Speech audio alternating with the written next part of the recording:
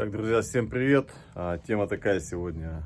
Поликлиновые ремни часто на автомобилях пищат, хотя визуально ремень целый, ни трещин нет, никаких не задиров, нитки не торчат. И натяжка хорошая, но постоянно идет скрип, особенно на холодную, проскальзывает ремень, когда запускаем мотор.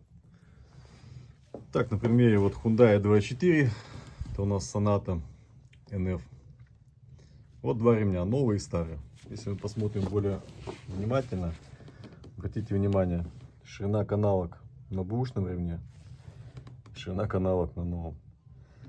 То есть сам по себе шкив, ручейки шкива, то есть их на старый ремень, уже когда ремень изношенный, сам ремень опускается вниз полностью получается по вершинам шкива, и ремень работает по верхним частям. Вот видите, он блестящий, шкив блестит, отполированный.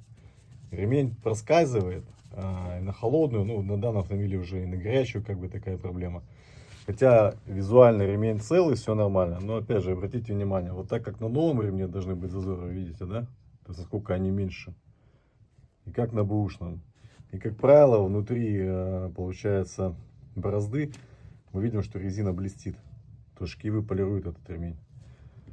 Хотя все целое, все нормально, там ни трещин, ничего на нем нет. Но он уже свое отходил. Так что имейте в виду. Всем добра. И все. Новый ремешок. Дейка, Италия. Все тихо, никаких визгов нет.